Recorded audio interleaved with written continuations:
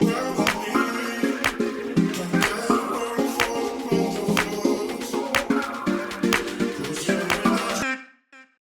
food enthusiasts and political junkies. Welcome to another episode of Los Leftovers, the show where we talk about food, culture, and some news you may not have yet fully digested. I'm Daniel. And I'm Huberto. And we will be your cultural connoisseurs for today.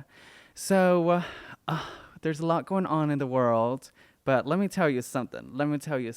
In this episode, we will be falling out of a coconut tree and into some online discourse and obviously talking about the importance of voting, especially in these unprecedented times. But before we get into all of that, Huberto, tell me, what is on the menu today? Well, today we are going to be having green coconut curry, brat style, from a little place called Thai Thai Kitchen here in the Valley. This is actually Daniel's first time eating curry in general. I'm popping my cherry. So, yeah, we're going to get his first honest reaction here on the podcast. I'm low-key scared. And also, I think this is very funny that this is the first time that we've actually had, like, actual leftovers on the show. Yeah. So, I don't know if you know, but normally we eat the food and then whatever's left over we take home from the show. But this is the first time that we got it yesterday and brought it in today. So, you know. I mean, it looks good. I'm scared. It looks... ¿Sabes lo que me recuerda? Like, ¿cómo se dice en español? It's like, pepián. It's like I feel like it's a South Asian, like, pepián.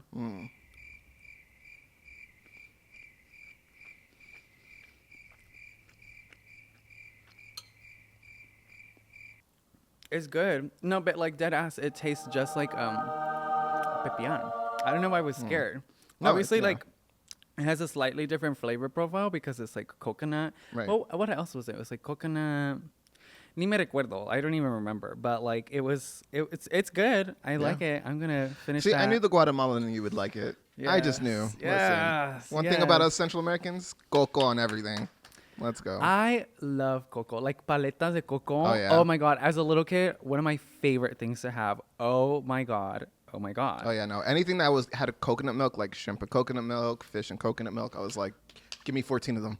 Like, Spectacular. Give me 14 of them right now. Talking about coconuts. Tell me, how do you feel about all the memes currently circulating online right now about Miss Kamala? I was born in the right generation. It literally, every single meme that I have seen, I think it all started, which meme was it that started it all? I mean, I feel like right where we at now, like the most recent ones, like it started off from like Kamala being put on like singers' faces. And then they would like include the coconut into like I feel like it really did start with just like brat edits of her. Because it was right before. I don't know if you guys will remember, but there was like a lot of rumors circulating. Oh, is Biden gonna drop out? Is Biden gonna drop out? Blah blah blah blah blah. Right. So people had been pulling like different videos of Kamala and posting them online to just kind of be like, I know she is living right now. Yeah. I know, like they were pulling episodes of like Veep, and they're like, Shonda Rhimes could have never even wrote this. Yeah. Like, so I actually, funny you mention it. So now that I remember, I was on TikTok last night, and this one person was like, "Where did this like coconut meme like originate from?" So story is, and shout out to whoever this content creator is. We'll go ahead and put the @ down below so you can all follow them. But basically, what they were saying is that it was like a Republican intern that was just like, oh, like let's put up this speech to like kind of. It was on Twitter. To just kind of try and get at Kamala, like thinking like, oh, I got her. Like look at her, she's making like a dumbass speech. But like no one cared like during that time. And then when like everything started picking up, like all of a sudden just like popped up. So thank you to that Republican intern. You have done your country a great service, and we will forever be grateful for you. That is so ironic when you think about it. Yeah. It's just like it literally started on like Republican Twitter account, and now we're here. Do you know what I mean? Like we have so many different like memes. Like to your point, like it's evolved. Yeah. It's crazy the way that it's evolved now, and it's just like people have been photoshopping her face onto other people's songs. It's not just like Charlie XCX anymore. Yeah. No. And speaking of songs, did you hear about Beyonce's new song? Yes, absolutely. It is the best. You know what? Actually, can I play a little bit, just a snippet of it? Because honestly, this should be her campaign song. It's. You just fell out of a coconut tree. You think you just fell out of a coconut tree? Cut the cameras. Cut the cameras. Like, Cut we the have cameras. evolved now over to AI. We don't support AI in this house, by the way. No. But like in the context Just of all letting that you go. is funny. we don't do that here. Please don't come for us. No, it's so crazy. But talking about Beyonce too, she allowed Kamala to use "Freedom" from Lemonade It's my girl. into like to be one of the like the campaign songs, and I just saw like her post about it this morning, and I'm like, oh my god, this devour. Someone said it should have been "America Has a Problem," and that would have been. Now, let me tell you something. Yes, absolutely. But whenever Kamala inauguration day, I need Beyonce to sing "American Requiem" and "America Has a Problem" back to back. We need a full-on concert. If we don't get it, girl. Ooh. I also found out, funny enough, that apparently this upcoming inauguration day Oh, yes. is going to be, it lands on MLK Day. And if and when Kamala wins, she will be the first, obviously, black woman president, inaugurated on MLK Day and inaugurated by the first black Supreme Court justice, Ketanji I Brown. think life is making it so it's like we have to go. In I that was direction. talking about this Like, the other day. It's just like, it's so crazy, all the memes and how everything is just kind of playing out, like the show Veep and Yeah. like all these other things, all like all the context, literally every single thing in context. And also like the fact that like Joe Biden dropped out like on Barbie anniversary day, like of last year. And the fact that like, it's just so like, again, you literally just can't make this up. Like Yeah. in the Barbie movie, when they're showing like the pink White House, there's like coconut trees outside too. It's just the and context. it's a black president. And too. it's a black Issa president. Rae as Oh a- my god! Like what a big coincidence. Yeah, The so stars were literally perfectly aligned. Like Literally. it's kind of crazy to kind of live in this moment and be like, everything is quite literally setting up for her success. And I just wanted to kind of dissect that a little bit with you and just kind of like talk about how like, you know, like social media has influenced like other like political campaigns in the past. I feel like I saw someone talk about this earlier, just like recently, and I thought it was very funny. And I wanted to pick your brain at it a little bit. Someone was like, "Oh, why do you think like Kamala is brat?" You know, Charlie XCX quoting her from Twitter is different from when Hillary Clinton back in 2016 was like, "We need to make people Pokemon go to the polls." Oh, yeah. I'm just like, it's so fascinating that, again, the time that we're living in and seeing how things are evolving. And I just wanted to ask, why do you think like the current moment of like this online discourse that we're currently having about her is different to like previous campaigns? Personally, I'm thinking it is that different. I think because, like, I think ever since the start of technology, well, not even the start of technology, I think there's always been, like, the crossover between media and, like, the presidential and politics. Like, they see how those things, like, can go hand in hand, especially when we're talking about, like, young people. I think this is great that we're at, like, in this moment of, like, Brat and, like, Charlie's getting all her recognition and stuff. But just, like, how that was or how that is now and how Pokemon Go was, this is just a way to start like getting young people to vote because they know that there's still a large majority of people, young people who either are new to voting this year or are like thinking of not voting, and this is like their way of bringing it in. So I like this will fade because this is like just like what's it called? What's the word called when it's like trend? a Like a trend? fad? Yeah, like a fad. There we go. Like this is a fad now, just like Pokemon Go was like a fad. They knew like Pokemon Go during that time was like the biggest thing. Like you saw everybody outside. And so they were like, oh, like how do we take this big moment and basically like monetize and capitalize off of it of like, oh, these are where young people are going, you know, let's go ahead and like tie, because, you know, that's essentially like, that's just strategy. It could be anything. It'll be this, it'll be something else in the next 4 years. It probably will be something else like in the next couple months when we're closer to the election, because like Brat Summer is Brat Summer. It's not going to last forever. It's going to be a pivotal moment, you know, but like it's not, there will be something else that will drive more people to the polls. So I like agree and I kind of disagree at the same point. I feel like what really kind of is differentiating like this current like movement that we're kind of in is that like it started from the bottom up. It's very organic. Do you know what I mean? It was just like random like people just, just making little edits of her, because it's like edit culture on like Yeah. social media is like a thing. Do you know what I mean? Oh Like, yeah, no, there's definitely some level of brain rot in this one for Absolutely, sure. yes. Well, You know, well, yes. and like, you know, as much as I love it, and I think it's definitely different because like I think Gen Z is taking over social media a lot more. Like back like 4 years ago, it was like us like millennials. I don't know, because I'm kind of on the cusp of like millennial Gen X or Gen Z, not Gen X. Ooh. But like I'm on the cusp of it. So like 4 years ago, like last election, like I was like the young 25-year-old. 4 years before that, I was only 21. So like it's weird because like back then, like we were the ones running the internet, and the internet was Pokemon Go. And like 4 years before that, I mean, I don't even remember. I don't. So. I think, yeah, I feel like everything has evolved, but like I'm also I feel like I agree. Yes, Yeah. because you have to think like in the 2016 election, TikTok was not a thing. Oh yeah, absolutely not. But it was It still was Twitter. it was musically Yeah. like it was still in this weird phase. But it was mostly Twitter. Twitter for sure was like the TikTok of that time. Yeah, but like again, it's so interesting to see how like social media has evolved and how especially like Gen Z and like millennials have kind of taken that and like formed their own thing. I mean, like again, 2020, I feel like that was a very interesting year for TikTok. I've been on TikTok for a fat minute. Like, let me tell you something. But yeah, it wasn't until like after the pandemic that like a ton of people like started to join TikTok, and then like now we're in this year, you know, like 2024, where like there's half the country is on TikTok. Yeah. And again, we're seeing all these different things happening currently with like this campaign and whatnot. I don't know. It's just what a time to be alive. Yeah. You know what? I'm thinking about the next generation, Gen Alpha. I wonder if they'll do anything that's skibbity riz Bro, what are you talking about, man? and the presidential campaign. I don't think that's gonna last. No? Let me tell you something. I don't know. Maybe they'll like maybe Twitch will be the next big thing, because Twitch, I feel like Twitch has been around for a while, but like it's definitely like the gamer culture has definitely risen a lot Absolutely. more than like it has before. like streamer so. culture. Oh yeah. I feel like you kind of saw that kind of like seep into TikTok. Remember when like there were NPCs on TikTok? Oh yeah.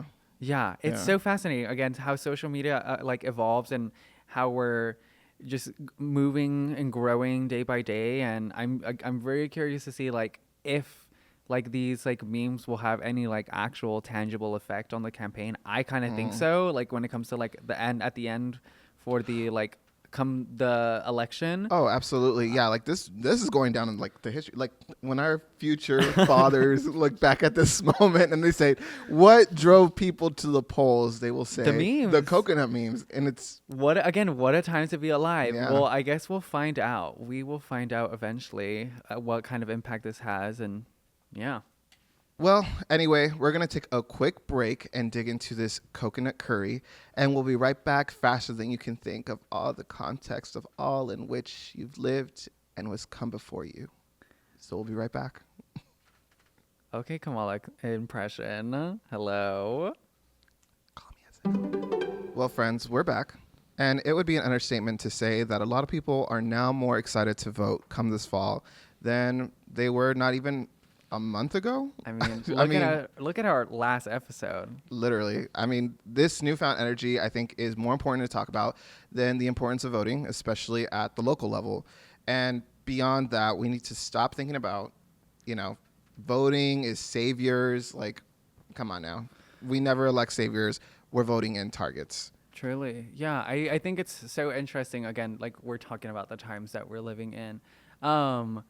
Yeah, because it's like the amount of people that I feel like have like I've talked to that are just like, okay, like I'm like actually kind of excited for this upcoming, you know, like general election and just election in general.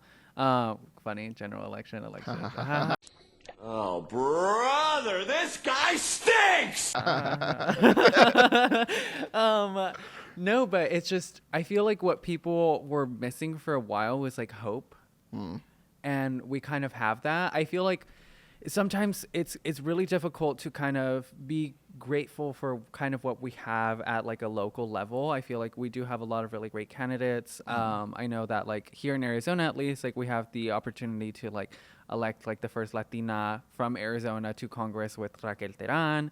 A lot of other people are like running for re-election in like the Arizona State House and the like just the legislature. We're trying to flip the legislature. A lot of really great candidates overall. But I feel like a lot of that was kind of like not hidden, but like kind of hidden away when we were thinking about like the general election and like considering Biden as like the presumptuous like nominee. Yeah. Do you know what I mean? I feel like that really disillusioned a lot of people, and I feel like that was low key and high key affecting a lot of like local races, like down the ballot races. Yeah, and I think with like Joe, I think there was a couple things, well, a lot of things that I think people just didn't connect with him as like the nominee. I think the biggest thing, well, not the biggest thing, but like one of the biggest things is like the disconnect between like his age and young people, and also the fact that he's white. Like, we've been through this, dog. Like, again, and then on top of that, like everything that has happened like in the past year, or not in the past 4 years, let's take it into consideration. It's like now that he's stepped down, people are like, oh, finally, someone who is relatively closer to like our age, who probably understands a little bit more about like what we go through. It's a breath of fresh air. I think that's what it is. It was like a big shift of like, oh my God, like we can finally start doing something that like electing the first Black and Asian like woman to office.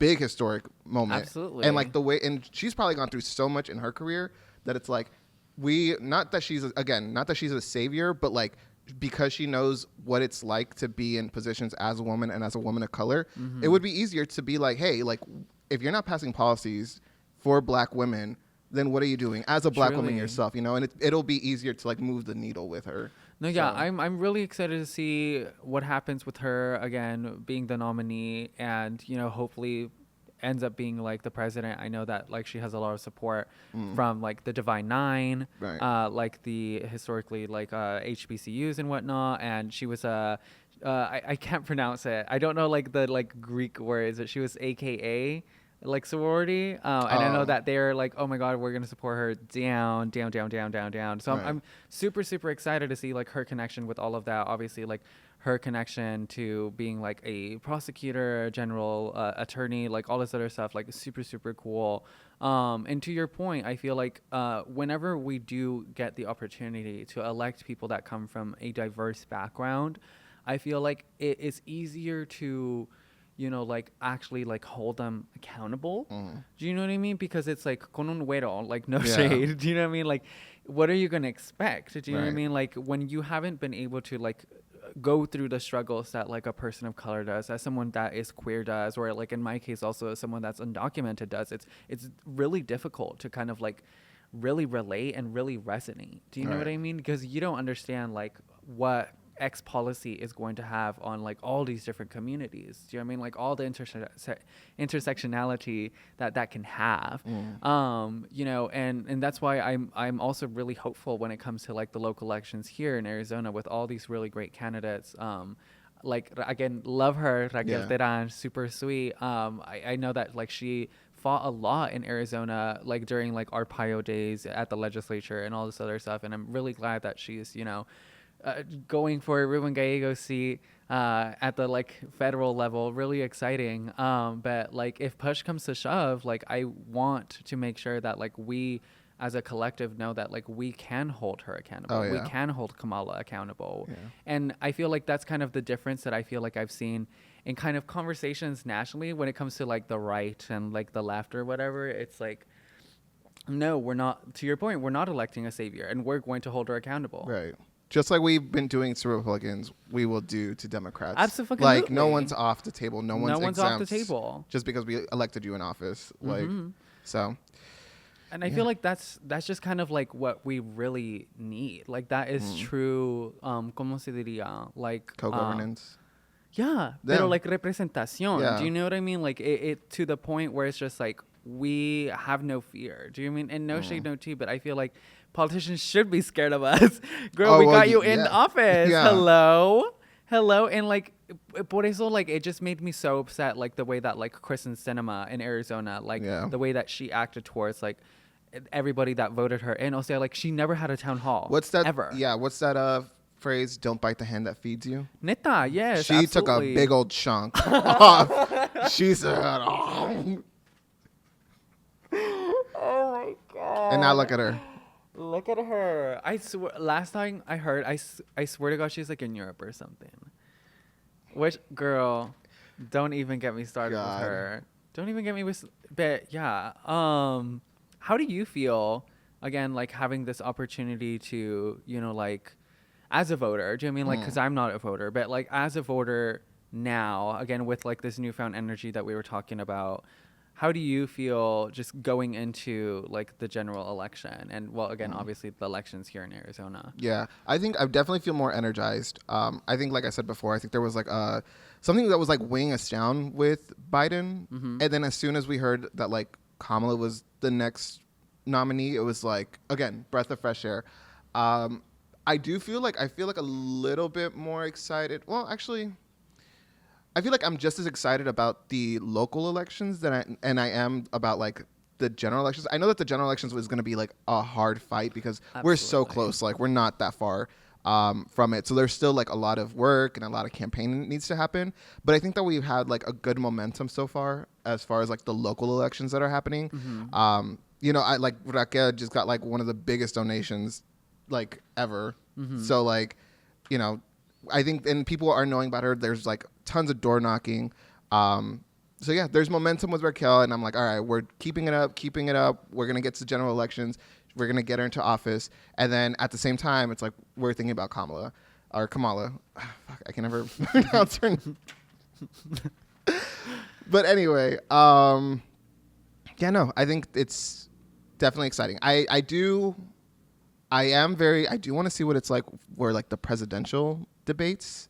I need to see that. Because I'm like, we're seeing her just barely, like she just barely put out her first campaign video. Yeah. So like, and we're only we're about to be August. I think it's right now. It's 100 and something days. It's almost like at 100 days, like towards like the actual less than, election. yeah.